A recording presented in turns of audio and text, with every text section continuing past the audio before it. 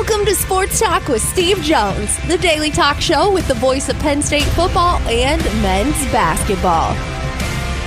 You never know what special guest may stop on by any given day. Now here's the man of the hour, Mr. Steve Jones. And welcome. Great to have you with us. Good start for Penn State. You want to get out of the gate and play well. You're a coaching staff, and you're watching the team in the preseason, and you think you have a pretty good football team. Mm-hmm. All right? I know I'm standing there, and I'm watching, and I'm thinking, yeah, they're a pretty good football team. All right? But you're going against each other every day. And that opening game confirmed that, guess what? Pretty good football team. Yeah. Right? Not half bad. But again, there's a long way to go. So you take it. I mean, I know it's the old ridiculous. Fans hate when I say this, but guess what? Right? I'm right. You're wrong. You do take it one at a time.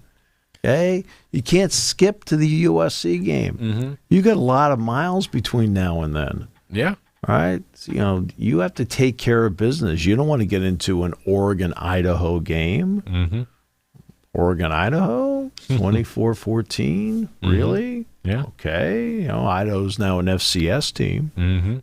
You don't want to get into that.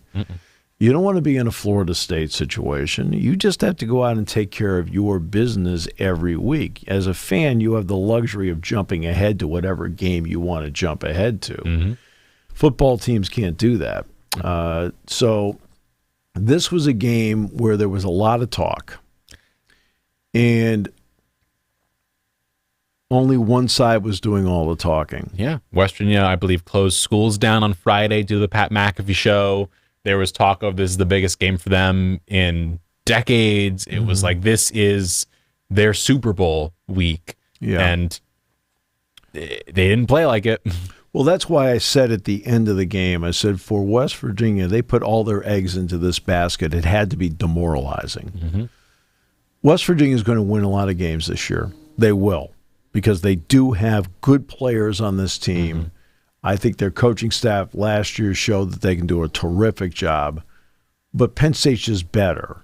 And because of all the talk from one side leading in, it got a lot of people to start really believing that West Virginia was going to win the game. An upset was going to happen. Right. It was like, oh my gosh, it's going to be here. All these things. So now you sit there and you look at it, and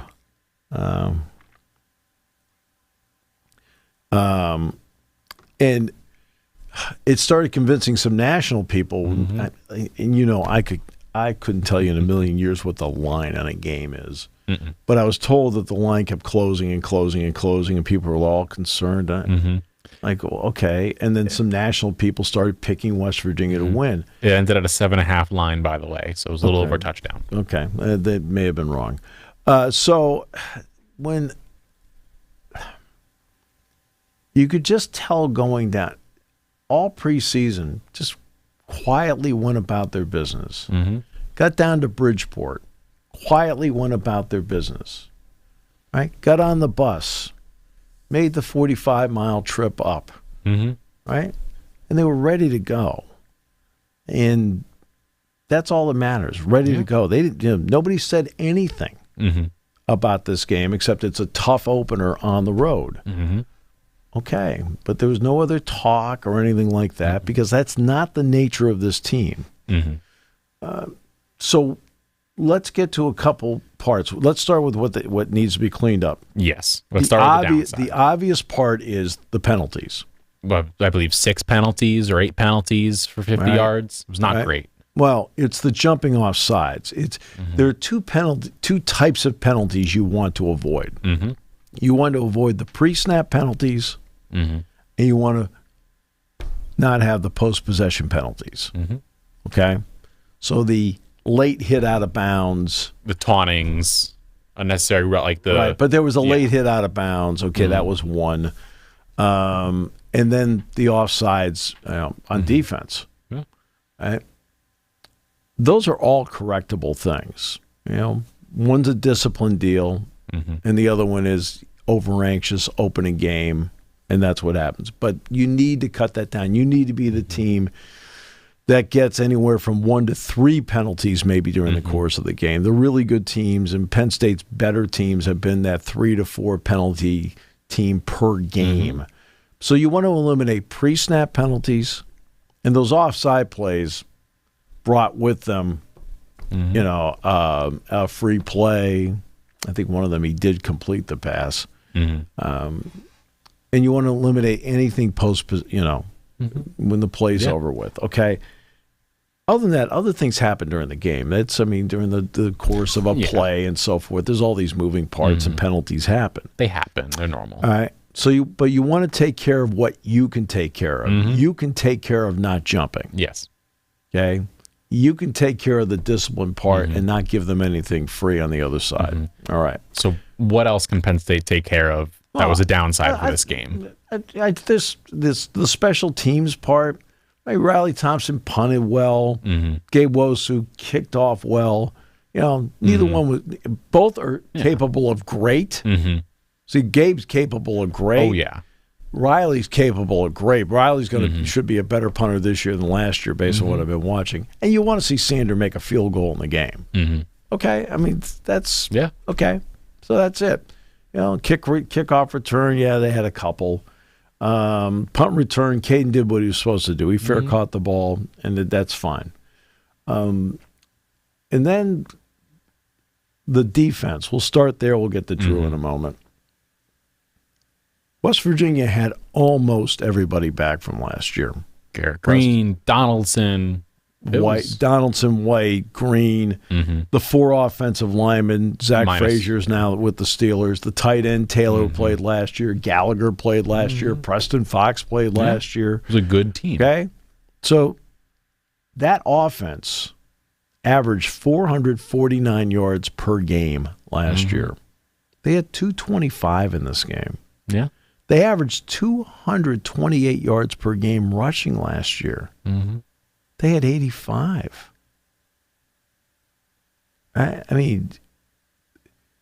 Their first 2 scores were field goals. Decades ago, I'll never forget, and I've used it ever since. Joe Paterno said, Steve, always remember it takes 3 field goals to beat a touchdown. Like, okay. All right. Well, Penn State's scoring touchdowns and West Virginia's getting field goals. Okay. And that's how it played out. They had pressure on Green. Tackles played really well. I thought Zane Durant played really well. I thought Devon J. Thomas and Keziah Izzard played really well. Tony Rojas had a terrific game. KJ Winston was the Big Ten Defensive Player of the Week. He had a dozen tackles. He was all over the place. And Jay Reed got them right out of the gate with a series of outstanding plays. I thought Harris played really well at the corner. I thought Kimber played really well. Miller plays he plays to a standard I expect all the time. Miller's a really good player. So that's what you're looking for. Yeah. May I bring something up real fast? Sure. So what does it do for a team when you start off the game like that, if you're Jalen Reed? When you start off the game, I think red hot is probably understating it, because I believe out of the first 4 plays you and Jack were talking about on the broadcast, 3 of them he made were incredible. That's right. What does that do for a defense when you start off and all of a sudden you are cooking? Well, remember, you get out of the gate like that, and it's, quote, a new position for him, and he shows you why he was made for the position. And you're talking also about a player in Reed. And look, this is complete happenstance, okay? So this is not like one of those, clairvoyant moments. But in the pregame show with James, we talked about several things. The only player I highlighted was Jalen Reed because of the fact that he's now playing what's called the Lion, that hybrid player. So I spotlighted him with James, and James was talking about, look, this is such a smart football player that he makes a difference because he makes sure everybody else is in the right spots, because he knows the defense like the back of his hand, and he has a real good feel of what the offense does.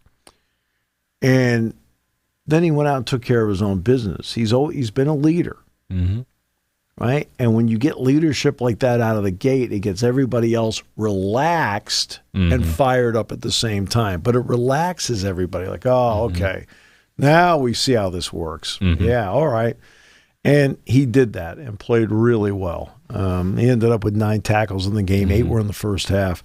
Had a tackle for loss, 2 pass breakups, like I think he had a fumble recovery too, didn't he? Or he something did. like that. He had a fumble recovery. So just a really good game. Yeah. Offensively, Drew Aller played like a second-year starter. You could see the game had slowed down for him. It took him a series or 2 to kind of get that out of his system. And then once he settled in, he really settled in. He threw the ball really well. When he needed to run, he ran. He had a career-high 44 yards rushing, including 3 third downs, where he's the one that converted it by running. And I've always talked about the fact that he has point A to point B speed. Right? I said, look, he's not going to be the guy that makes 2 moves, and you're like, whoa, check out the move. No, that's not him. But if he runs from point A to point B, he can move. He eats up a lot of ground. He's a long strider. And I just thought he played really well. Bo Prabula did what he was supposed to do in the game.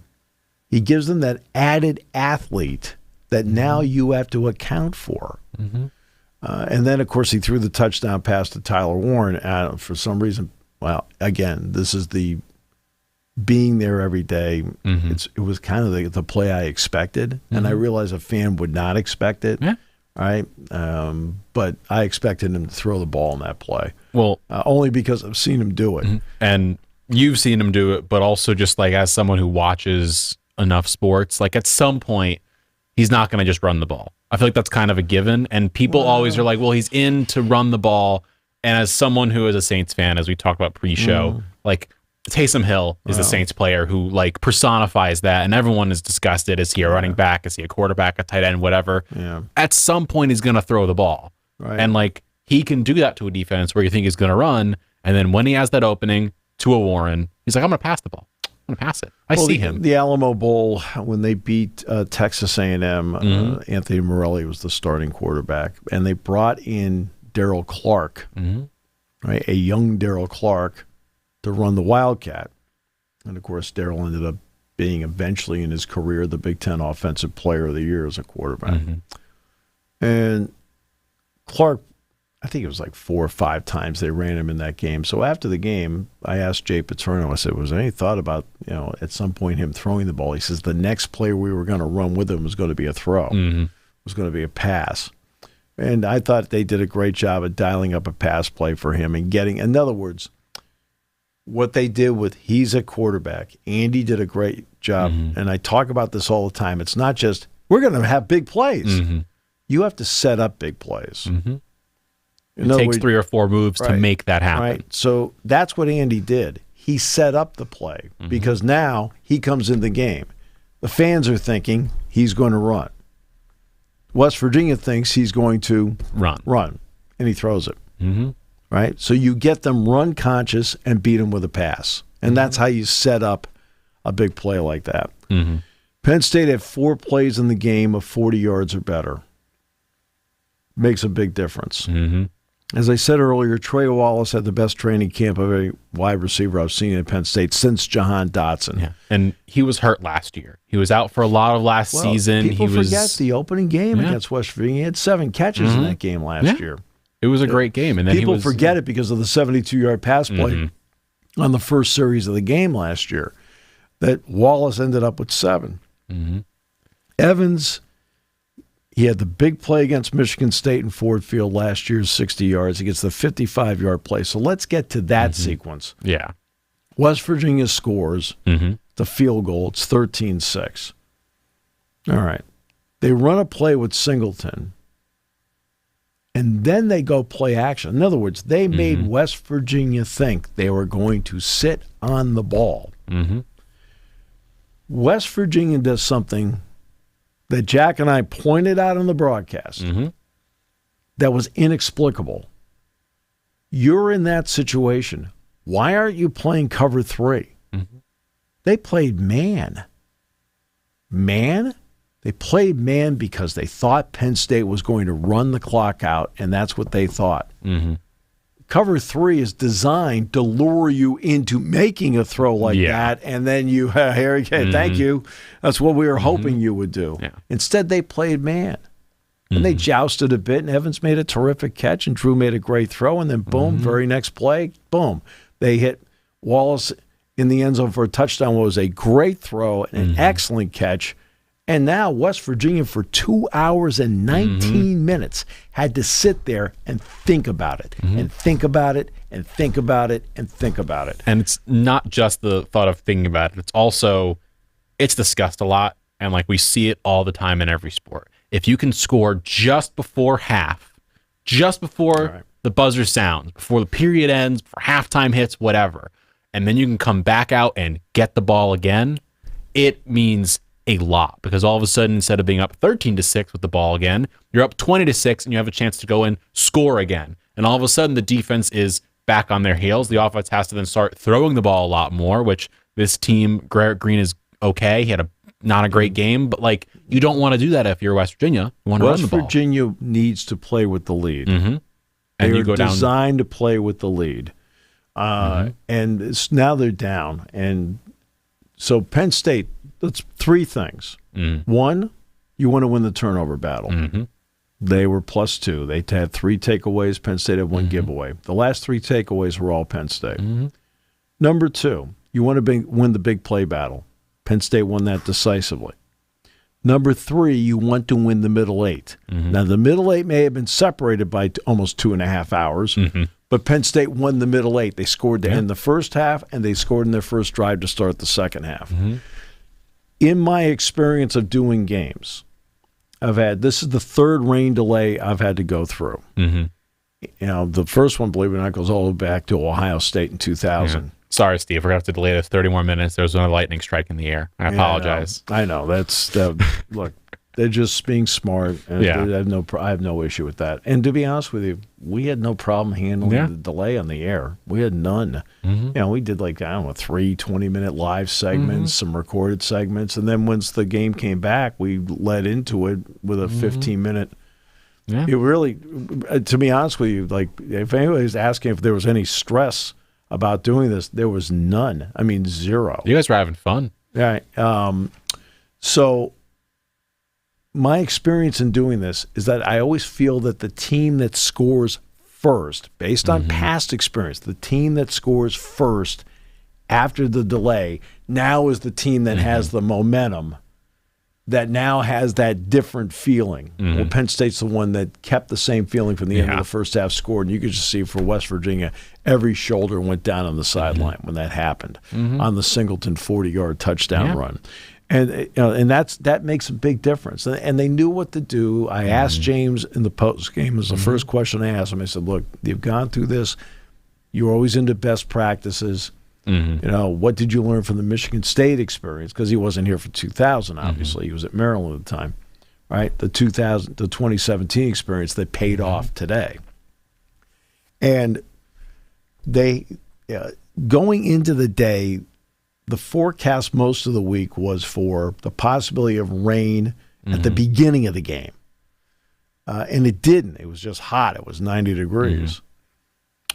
And then the forecast that morning said it was going to hold off till 6. That didn't happen.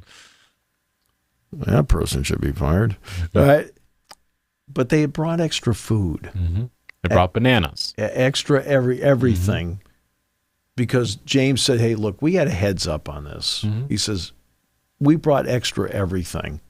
So when it came to this, they were able to do it. Plus the ability with the new technology of the iPads and the ability to sit there and go through and dial up every play that they ran in the first half, take a long look at it, and they could then strategize as to what changes, either dramatic or subtle, they needed to change, or whether to stay the same because it was working. And I know here on our pregame show, before you guys hopped on the airwaves, Landon Tengwall talked a little about the fact that when you're home versus away, it is a very different locker room when a delay happens. Right.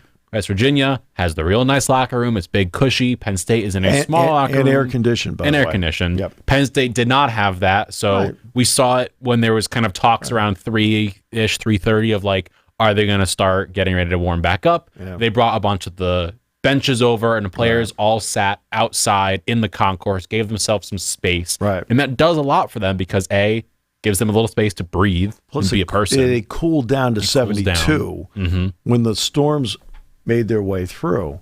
And I remember, I think I was the one that talked about them bringing the benches in to do that, which is a great move. And look, almost every visiting locker room is like that. Okay, if anybody thinks Beaver Stadium is Shangri-La, you've got to be kidding me. Okay, have I ever been in it? Yeah, I actually peeked in it last time was 3 weeks ago. I'm like, Ben Herman looks at me and he goes, "Oh my God." I said, "Yeah, I know."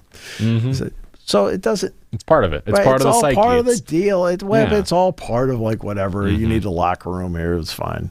Right? They're not going to sit there. They're not going to go out and spend money on teakwood. Right? Come on. So you expect that. That's not a knock on anybody. Beaver Stadium is the same. What the heck? But the fact that they, during this break, said, let's find a way to give our players space. They got them space, gave them time to breathe, got them some food to eat, and went through it all. They knew what to do, and that helped. I mean, every situation's maybe a little different, but they knew what to do. And that's the big part of it, because they came out and they looked sharp when they came back out. And that was that. I mean, so they win the game. The running backs, Singleton had, the two big runs. Katron Allen, right? Don't get so mired in stats. He makes the one catch over the middle for a 20-yard touchdown. And his blocking on blitz pickup was outstanding. There's so much in a football game that happens where you just can't sit there and go, because that's one of my biggest problems with scouts. Okay? Yeah. My biggest problem with scouting players that aren't physically there, and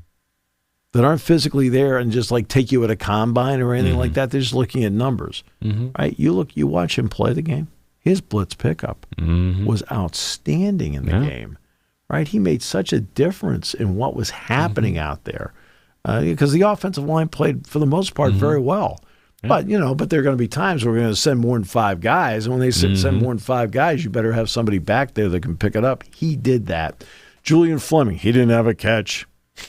Okay, well, again, if you're there, you see the domino effect a guy can have. On the first touchdown pass to Wallace, the 50-yarder, Fleming's coming down on the same side Wallace is, and I'm talking breakneck speed, and he cuts it, right? And he took people with him because of what he did, and it opened up the alleyway. Right? Okay, the touchdown pass to Warren. Who opens up the alleyway? Fleming. Yeah. It's just there's more in football. It is such a great team sport that you may not be the person that gets the stat, but you're partially responsible for the stat happening. And I guarantee you, James and Andy Kotelnicki are going to say, Julian, you're getting an assist for that. You're getting an assist for that. He's doing his part to make it so, let's say a defender doesn't go with him and stays with Wallace. He's going to be open, and then he's going to have the catch. It's how it works. You got to make openings, got to make chances for things to happen, and he did that. He did his job perfectly, and Trey Wallace had an incredible game, in part because Fleming does his job. I don't think Julian Fleming cares all that much about anything except winning. Now, does he want to get catches? Any receiver wants to get catches. Of course he does. But I think all he cares about is winning games. So this is just a really good start, all right? But it's a start. The context of everything I'm talking about is the context of an opening game. Now you've got to keep going. Oh, Bowling Green. Look. The goal is to get better. You either get, again, let's borrow something from Joe. You either get better or you get worse. You never stay the same. You got to get better. Yeah. Okay? Then after a bye week, you got to get better. right? So that's what they need to do. They went about their business in the preseason in a professional yet collegiate way. What does that mean? It just, collegiate because they're still kids. Right? Get excited about big plays, things like that, making in practice, whatever. Okay? A lot of juice on each sideline, collegiate. Then, but the ability to work was done business-like and professional. To go, so the two combined. And that's how it went. Now you just have to keep building upon that. Ioane and Shelton and Donko and Wormley and Dawkins, and they mixed in Rucci, they mixed in Cooper Cousins, finally late Dom Rulli got in, Javen Williams got in late, J.B. Nelson played a little bit more than some of the other guys. It's good to have a veteran like that can play multiple positions. And I thought the tight ends, Warren, Rapplier, and Reynolds all played well. So look, it's a really good start. Okay, now you have your starting point. Now you go from there, and the next step is Bowling Green Saturday. Connor Bazelak played for Tom Allen at Indiana. Actually started his career at Missouri, then transferred to Indiana, and now he's at Bowling Green. He played well in the opener, right? He threw the ball well. Fannin, the tight end, is a good player. Very good player, in fact. He's a good athlete. Malcolm Johnson, Penn State fans would be familiar with him. He played at Auburn, right? So he played against Penn State.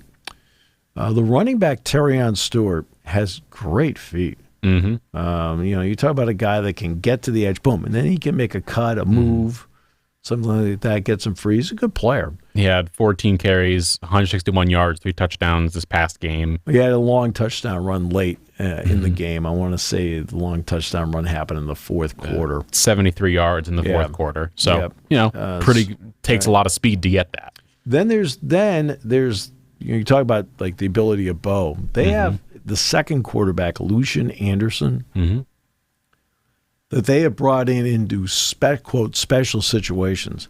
He can flat out fly. He is fast. So watch for number 3. Sometime, once in a while, that when they get to the red zone, he might be the guy in the game. And he took off and ran for a touchdown. Now Bazelak also ran for a touchdown, but that was off a pass play. Anderson ran for a touchdown on a specific running play. Defensively, the defensive tackle Hawkins, number 5, is a really good player. Saad, the defensive end, 99, is a very good player. Joseph Sipp, number 3. I hope I'm getting these numbers right. 599 3. I believe you are. Those are the. I do this for a living. So what? What? I like him a lot. I mean, he's a good player. Scott Loeffler is a good, smart offensive coach. Yeah. Really a terrific offensive mind. Penn State fans would know him from previous stops, including Michigan. And he runs a good, smart offense. And now they played Fordham, and Fordham is a Patriot League team, with all due respect to Patriot League teams. That was one where Bowling Green had the absolute athletic advantage. Yeah, they were 15.5-point favorites, those wondering at home. Right. And they've got the better athletes. The problem that the MAC has today is quite simple. It's the same problem that low to mid-majors have in basketball. Right? You get a player, all right. It's your ability then to keep the player. My old Andrew Rousey story about he's at UNC Wilmington. He scores 1,000 points in his career. He transfers to Marquette. Right? And he scores 1,000 points there. Well, Wilmington's now sitting there. They got to replace a 1,000-point scorer after 2 years. Well, that's the same story in football. If you're like, I know what Bazelak has gone from Missouri, Indiana to Bowling Green. Okay, and Johnson's gone from an Auburn to a Bowling Green. But if anybody that Bowling Green has brought in, that's like, whoa, they're gone. They're moving. The idea is they're, quote, moving up, whatever, for the lack of a better. Like a lot of time we see coaches do the same thing where they go to a lower level program, they perform really well coaching, And then all of a sudden, a Power 5 school comes in, says, we want you to take over, and they do. After they were, let's say they're at Penn State as an assistant coach or a coordinator. They go down a level, they do really well, they come back up as the head coach. Well, it's just how it works. And you also see guys that, for example, have transferred from a Penn State to maybe a MAC school or something like that. Okay, well, right. But why did they leave Penn State? Because they weren't playing. Yeah. And that's why. Johnson was playing at Auburn. Wasn't the featured guy, but he was playing at Auburn. Bazelak had been a starting quarterback, but was really not getting a lot of traction. And now he's here. Stewart's really good. I number 4, watch 4. I mean, his feet, really good feet. Yeah. Henderson, the punter, knocked one down inside the 5-yard line, and he also took off on a 25-yard run where it was 4th down and like 21. And he took off on a fake and was able to get a first down. Like, okay. I mean, these are just things to watch for. Now let's get to Big East. Big East took the opening kickoff and ran it back 100 yards for a touchdown. All right. Well, it worked out in the first one. Well, later in the game, Justin Big East, they put back on a punt, and he took off on a 25-yard punt, darting through people. So it's not as if they don't have people. They have people. And I'm just, and Big East wears 20, if I recall. He's looking it up. He does. I've got the highlight pulled up. He does. He does wear 20. I can confirm that. I was going to bring up the Big East touchdown, but you beat me to it. It's an illness. Okay. Yeah. But Henderson, the punter, I think, wears 19. But you have... So it's not as if, quote, they don't have guys. They do have guys. Yeah. And it's not as if they're not well coached. They are well coached. Okay. Now, is Penn State the prohibitive favorite? Yes. Should Penn State be the prohibitive favorite? Yes. Yeah. Now you have to go out and you just got to go do it. And you don't know what the conditions are going to be like on Saturday. Yeah. I mean, I know what the advanced forecast has said for a week. And point-wise, by the way, they're 34.5-point favorites is the current line. Whatever. As things stand on Tuesday, September 3rd, which that is probably going to change to some capacity. I really couldn't. But it is just something to note. Again, it's something I could care less about. It's something you may care about. Yes. We've discussed the positives and the fun side of football. I now want to discuss the other side of it, which is whatever in the world is happening with DJ Uiagalelei. I thought you were going to talk about Jerry. No. Later. That's the sad underbelly of sports where you walk in and take the players' post-game food. Yeah. But DJ Uiagalelei. Yeah. It has been 2 games to forget. Okay. Florida State. Okay. He comes out of high school, out of California. He is one of the prime recruits in the country. Everybody had to have him. Clemson got him. Okay.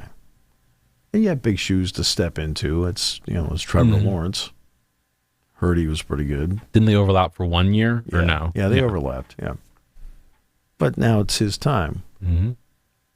And again, this is something that is invaluable for the guys that are outstanding at a particular sport. The ability to go from high school to playing college in any sport and excel.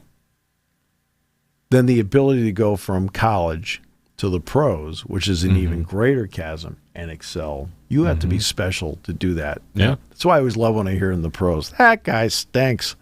Really? No, he's just not as good as that guy. Okay? It's tough to go from being here to there. It's difficult. Right. The fact that you made it, is very impressive. You're in the 0.001%. Then your ability to excel at it once you're there, excel at it, you're special. Right? And so if DJ comes in with all the expectation, all the hype, and with Clemson, he's good. But everybody's expecting great. He's good. Not bad. He's good. Yeah. Is he very good? No. Is he excellent? Absolutely not. Great? No way. Okay? But he's good. Kyle McCord, good.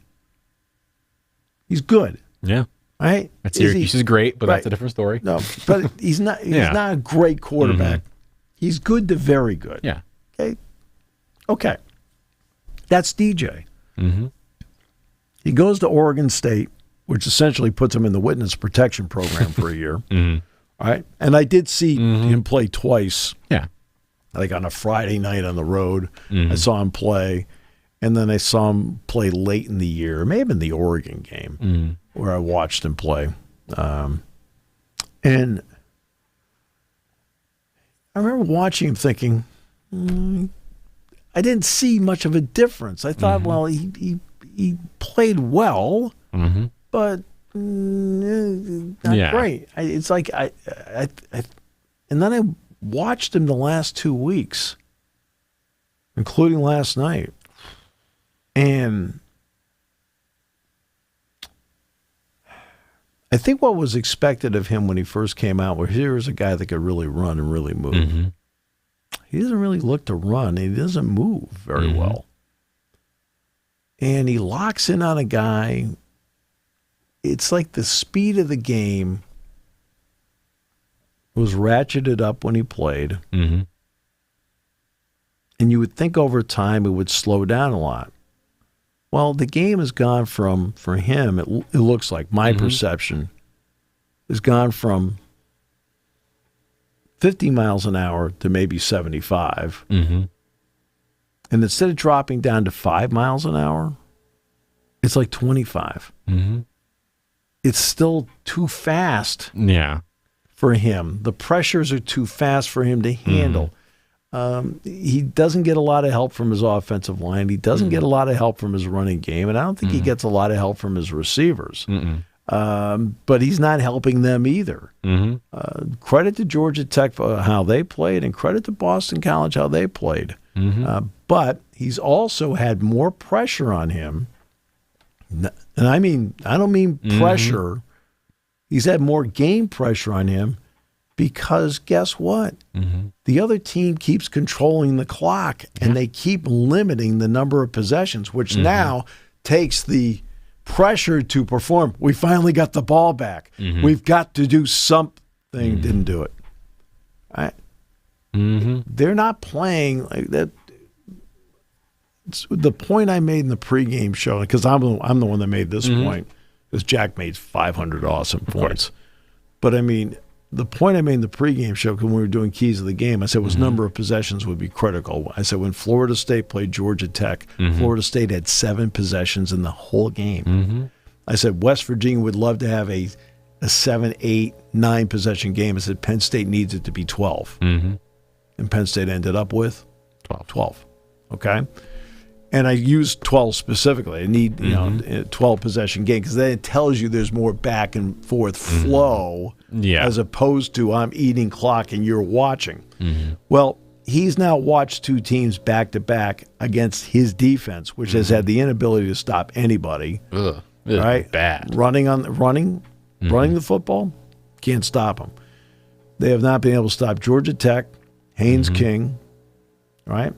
Could not stop Boston College. And in each game, Florida State's been playing from behind. They've been playing from behind. Yeah. And he'll get most of the blame. I don't know what their options are at quarterback after him. That I don't know. But Florida State now is in a position where they're 0-2, and it's not just any or 0-2. Okay? Both the games are conference losses. So now, if you want to get to the at-large pool, you've got to run the table. Yeah.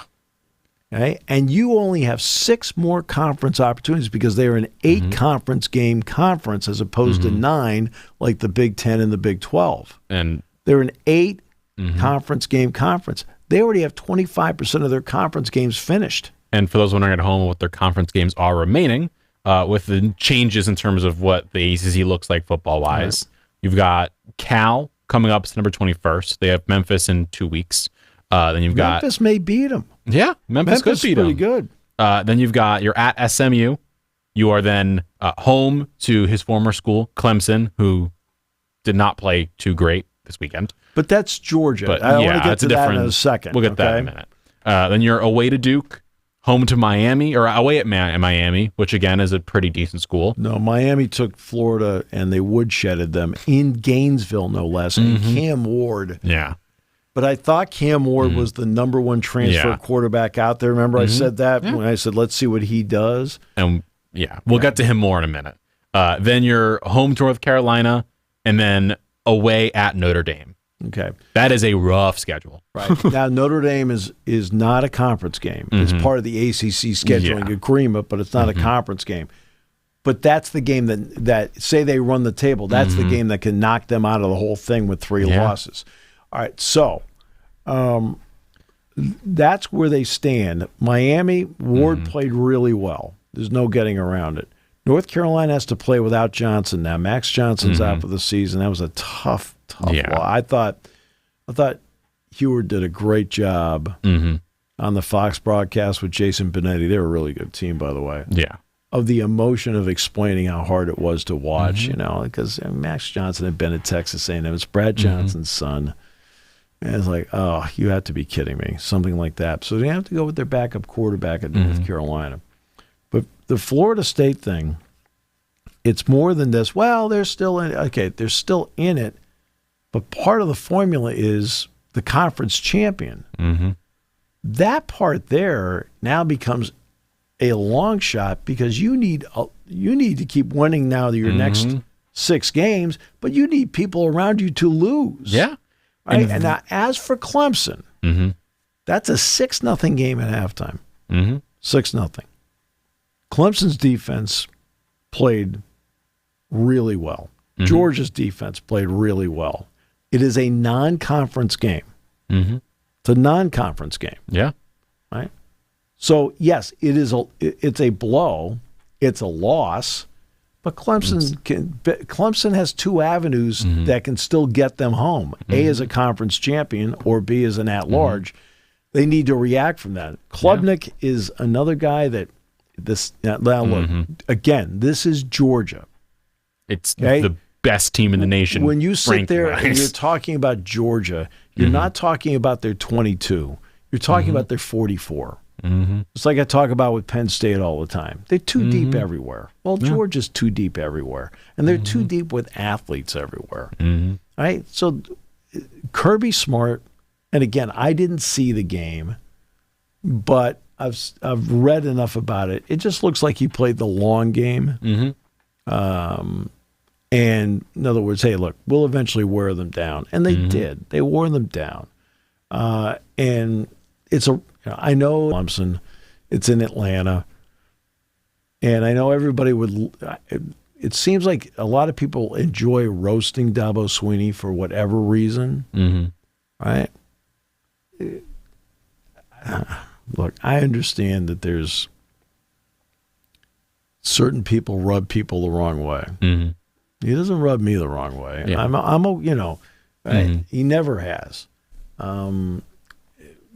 But I'm usually more open anyway. I'm not, as you know, I'm not really a highly critical person. That's just never been my nature. Except for Jerry Valeri and Jason Lord. Continue. Excuse me. Have you been around those 2 people? Jason Lord's an absolute gem. Of course. He's my post-game show host. He's incredible. And Jerry's, look, Jerry has got a huge heart. But he's clueless. All right.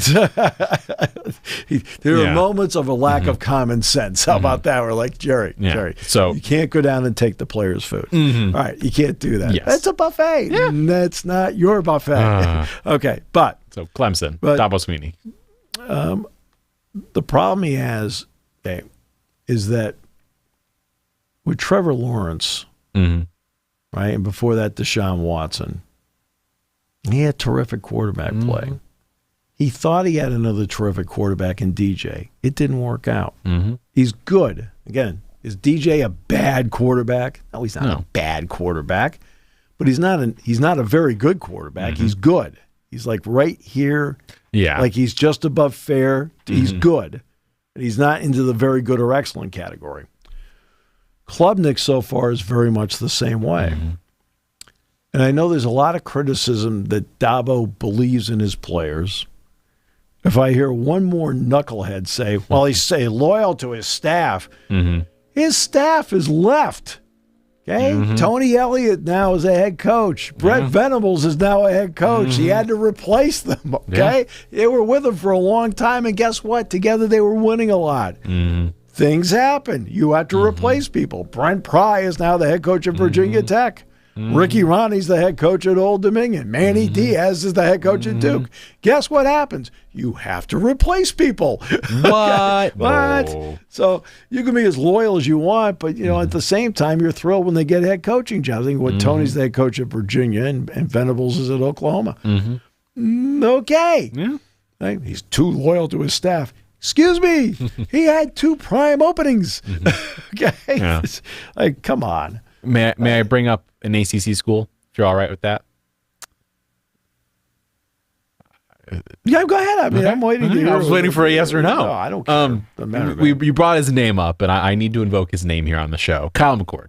Yeah, your guy, Kyle McCord. My guy, his great first name, and now he plays at the greatest school in the world, in Syracuse. 27 for 39 passing, 354 yards, 4 touchdowns for him on the day. Syracuse won 38-22 over Ohio, another MAC school. Okay, no one to laugh at because they could always do something, but it's a great game from him. Arondai Gadsden is one of the best tight ends in the nation. He was great. It was a great game for Syracuse, and I'm feeling good about it. But as you said with Florida State, if you are now sitting in that position where you are in the conference 0-2, it is really tough to climb out of that hole. Yeah. And if you have to climb over teams that, like a Miami with Cam Ward, like a Syracuse with Kyle McCord, these teams that are going to play really well. Or North Carolina. Which won on the road. Now they have their backup quarterback now. Yeah. Or any other team like Louisville, Georgia Tech, NC State's a good team. Georgia Tech. I think, I'm trying to think who Georgia Tech has this week. They have a good game this week because they beat Georgia State. They have Syracuse this week. So that is going to be a fun game in the Carrier Dome. That team. Hurt. But the point is, there are a lot of teams now where if you are sitting there as Florida State, you have to leapfrog teams and you are in a hole. It is going to get progressively more difficult as the year goes on. That was my point. I said, you're 0-2 in the league. I said, now it's not just a question of you taking care of your own business and controlling your own destiny. You need people to lose. Yeah. And most of these teams are probably going to wrap up the season, I would presume, with 1 loss in the conference. No. That's going to happen to a few schools. You're talking about in the ACC? In the ACC, I think Miami's a good enough team that they can run the table and get undefeated, maybe have a loss. I think Georgia Tech, I think Syracuse, like the teams we've discussed, you've got to... I mean, who does, in all due respect, who does Syracuse play? They've got, obviously, Georgia Tech. Syracuse has Georgia Tech, Stanford, Holy Cross, UNLV, NC State, Pitt, Virginia Tech, BC, Cal, UConn, and Miami to wrap the season up. So that Miami game is going to be big at the end of the season. But the other big teams, you've got Georgia Tech and you have NC State in terms of the teams that are ranked. Yeah, I'm interested to see. NC State's playing Saturday night against Tennessee. That game's in Charlotte. So now that game's opposite Texas, Michigan. But those are going on. Texas, Michigan's at noon, I think, right? That's at noon. It is. Yeah. And if you're Miami. And the other game, actually the game I'm probably going to watch on Saturday night is not. What time's your Syracuse game? The Syracuse game is a noon game. Oh, what a bummer. All right, so. But Miami, real fast. But the game I'm probably going to watch Saturday night will be Illinois, Kansas. Because Penn State plays them in 3 weeks, and I want to watch. You want to know what's going to go on. Play, especially gauging that against the game in Lawrence last year, where Kansas won, just to see where everybody is. Yeah. And then when it comes to Miami, the other team we discussed with Cam Ward. They play well, and they've got the quarterback. Yeah. They, schedule-wise, have Florida A&M and Ball State back-to-back. We'll get rid of those for now. You have USF, Virginia Tech, Cal, Louisville, the Florida State game, Duke, Georgia Tech, Wake Forest, and then the Syracuse matchup. So if you're Florida State, you need Miami to lose, and you need to beat Miami because they look good. Yeah, that's a good team. And as we've discussed, the ACC is weaker. So hypothetically, if you're a team that's got a good enough team around you, if you're a Miami or a Syracuse or whoever, and you can run the table far enough, Florida State is going to be even further in that hole. I think it's a hole they can't get out of. Yeah. And then the problem is the game at Notre Dame at the end. I think that now becomes the nail in the coffin. You're 0-2 in the conference. You've got a long way to go. They've got Memphis this week. The SMU game's not going to be easy. That game's in Dallas. Yeah. Now SMU has BYU this week. And that's the Friday night game. And then Duke is Northwestern, the late game on Friday night. Yes. But it is, if you're Florida State, it is rough. I believe I saw that out of the last 5 seasons, they have started the season 0-2 3 times and started the season 2-0 twice. So it's been a mixed bag for Mike Norvell with Florida State. But this, again, this is the value of what Jordan Travis did for them. So many times, like last year, I watched them. And remember, they wanted to get they wanted to take Travis to the airport and fly him someplace for a couple of years. Okay, their fan base, get rid of him. Then last year, he's the greatest thing since sliced bread. I always knew he'd be great, right? And he played terrific football. Then when he got hurt, he killed him. Right? They let's be honest about it. When he got hurt last year, it was the ACC championship game. He didn't play. Yeah. They win the game. But, man, they had to fight their guts out all night long to win the game. And that was preview of coming attractions. Again, it's you can complain all you want about not getting enough respect. But when you lost the one guy, it wasn't a plug-and-play situation. They didn't look good. On offense especially, didn't look good. Yeah. And the general point here is it is going to be tough sledding for them. Is there another team in the nation? We have a few minutes left before we wrap on up here. Is there a team you got to watch a little bit of that you were impressed by? You liked what you saw out of them after this first week and a half of the season? Yeah, the University of Southern California. Yeah. USC. So let's hear. I thought they played really well against LSU. They won the game. Miller Moss, I thought, played really well. Miller Moss, I thought, handled it really well. He is, when you look at, and I thought Marks ran the ball ran the ball well. And again, let's give credit where credit's due to Lincoln Riley. I thought he dialed up a couple of runs. Now, one at the end of the first half I disagree with. The one at the end of the game he scored. It was great. But then you got Kyron Hudson. Hudson played a marvelous game. He had 5 catches, and I mean tough catches. And that final drive, he made the catch on the sideline on a play where the defender was called for targeting, and he still hung on to the ball. And you already know what I think of Zachariah Branch. Yes. I think Zachariah Branch is one of those electric players that you try to get the ball into his hands on reverses, on a pass play, punt return, kick return. He is electric and can move. And I thought Moss played really well. He threw for 378 and a touchdown in that game Sunday night against LSU.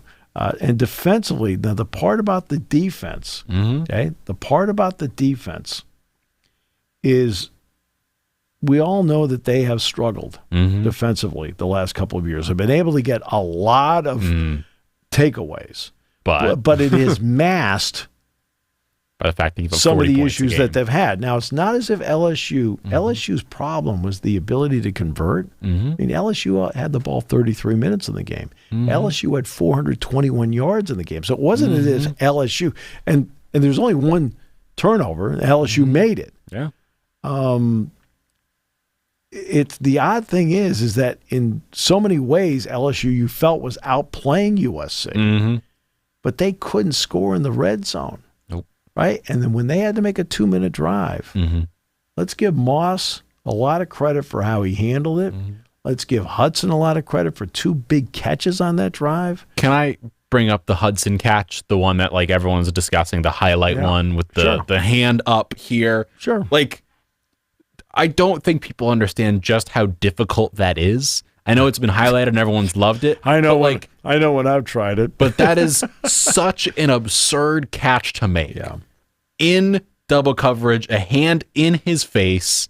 Like, that is twisting his body in a way that it should not contort. Right. Like, that is an otherworldly catch. Sure, and he did that, and he made these catches where he got targeted, all of these things. Like, that is not something easy to do. Yeah. And he did everything really well. 83 yards, 5 catches, was incredible. As mentioned, Moss was great. And, like, LSU's got a good offense, as you brought up. Like, Lacey's a good receiver. Nussmeier's a good quarterback. I mean, Nussmeier threw for 304 in the game. He threw, he did a good job. A dogfight of a game. And Penn State's going to have to go all the way out to California in October and face this team. But it's going to be a good game. But that was the one I sat back and went, okay. Kind of walked out of there and go, okay. You know what? That's a good statement. And they got, Utah State, I think, this week. Yeah. So, I mean, they should – and that game should be in the Coliseum. And they'll win that game. And then they go to Michigan.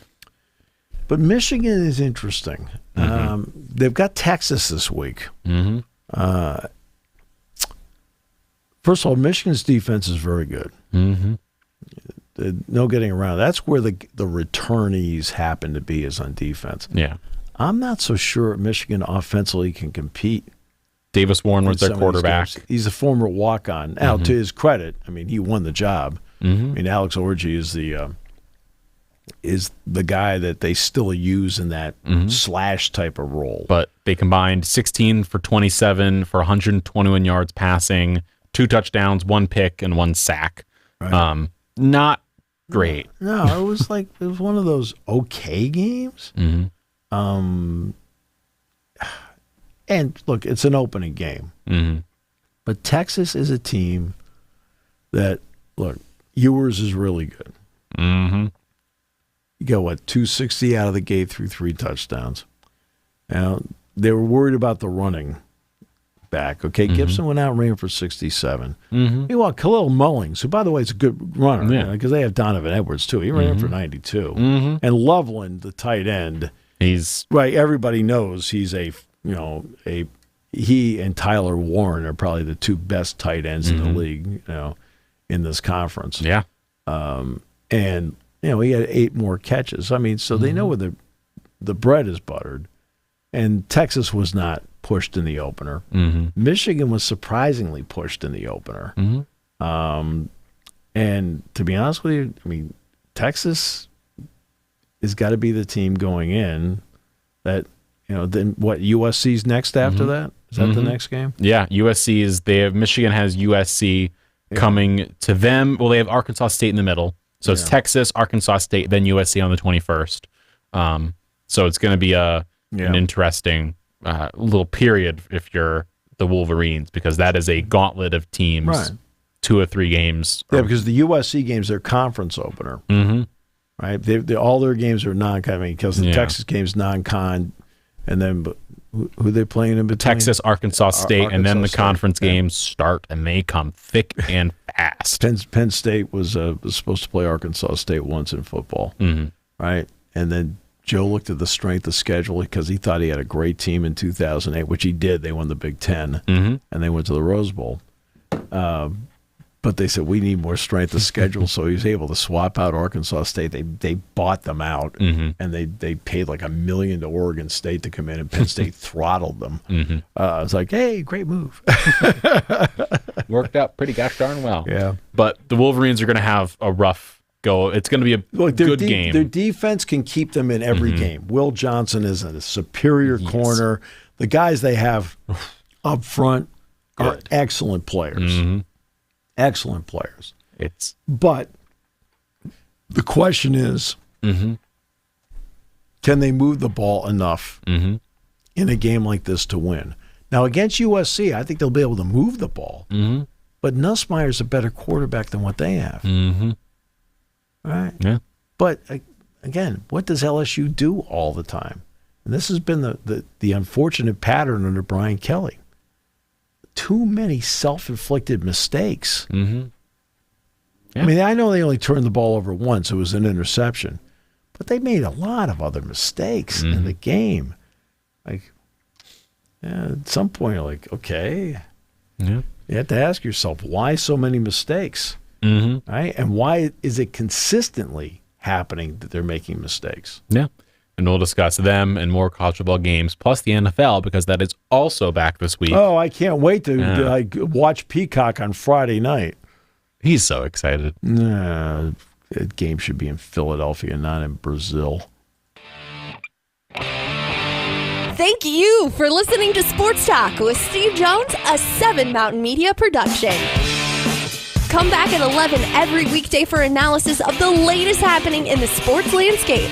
From college football to European soccer, Steve and Kyle cover it all on Sports Talk with Steve Jones.